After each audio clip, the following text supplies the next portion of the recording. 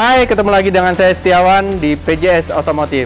Kali ini kita akan menerangkan alat baru, satu set adaptor untuk mobil CVT ya. Ini kita contohnya untuk mobil HR-V, Honda HR-V bertransmisi CVT. Nanti kita jelaskan bagaimana cara penggantian olinya, cara sirkulasinya, cara instalasi koplernya atau adaptornya di mobilnya. Oke, kita lanjut. Check it out. Untuk mobil Brio, Mobilio, HR-V, HR-V menggunakan adaptor yang nomor A53 ya. Di sini sudah ada, di sini macam-macamnya A37. Kita kalau Honda biasanya menggunakan A53. Oke, sebelumnya kita akan gantikan cooler dari CVT ya. Nah, ini yang dimaksud cooler ya. Ini kita sudah kendorkan biar mempercepat waktu. Nah, kita sudah kendorkan, nanti kita coba cara untuk menggantinya. Oke, cooler ini kita akan gantikan dengan adaptor yang untuk bypass transmisi CVT-nya. Nah, seperti ini bentuknya. Ya, kita pasangkan. Oke.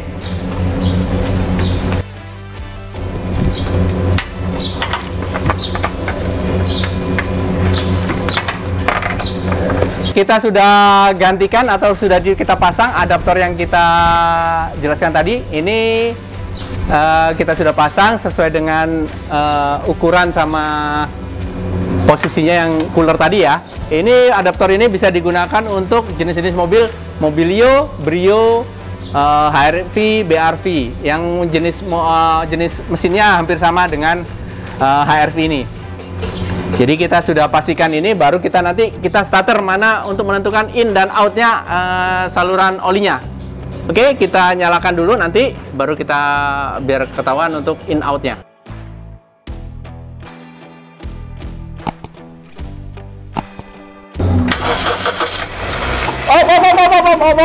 Oke, berarti untuk menentukan in outnya sudah ya. Kita pakai yang posisi paling bawah. Outnya oli adalah paling bawah. Nah, kita akan konekkan dengan alat mesin flushing olimaticnya. Nah, yang tadi out dari mobil kita pasang dengan yang polos, yang hitam polos. Oke, klik seperti ini. Dan yang out yang tidak keluar oli kita masukkan dengan yang posisi yang merah atau return. Nah, seperti ini. Pastikan instalasi atau koneksi klemannya rapat ya, sehingga tidak ada kebocoran.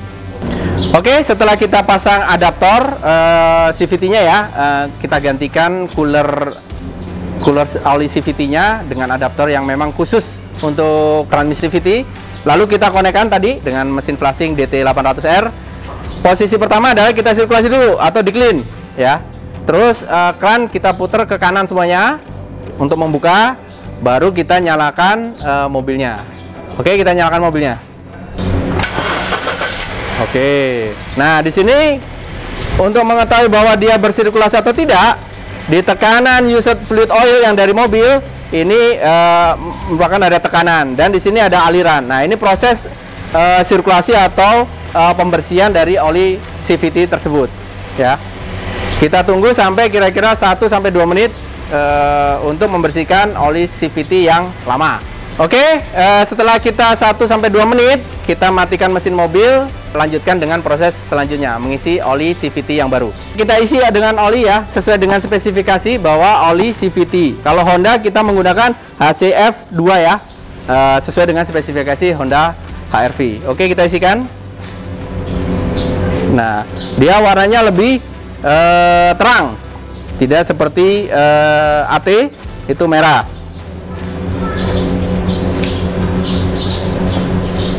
Kita isi dulu 3,5 liter.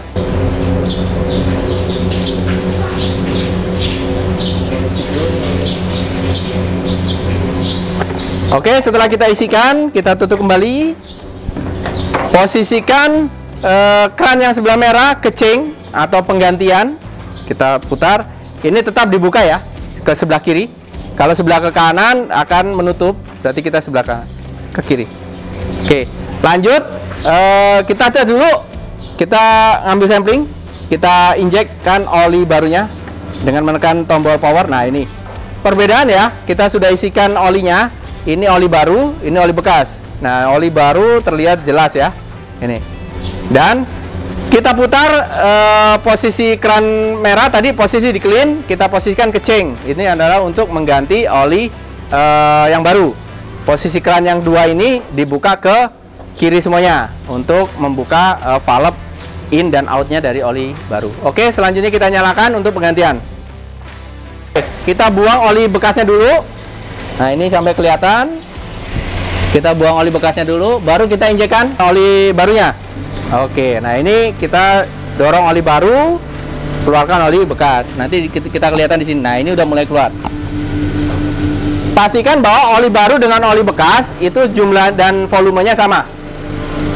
Misalnya kita tadi isikan di 3,5 sampai 4 liter, kita buang di sini 3 sampai 4 liter. Oke. Ini menunjukkan bahwa oli baru turun diinjeksikan dan oli lama terus naik di volume yang kita injekkan. Oke, bila oli sudah penuh atau sudah sesuai dengan stick, biasanya ditunjukkan di stick, tapi dengan CVT ditunjukkan dengan baut nipple yang keluar oli, ya, seperti oli transmisi biasa atau manual. Oke, kalau sudah mengucur seperti ini, kita tutup kembali.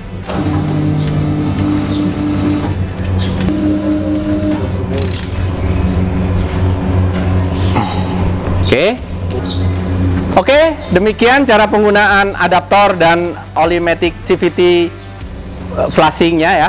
Semoga bermanfaat. Sampai jumpa di video selanjutnya. Jangan lupa like, comment, subscribe di channel PJS Otomotif. Sampai jumpa.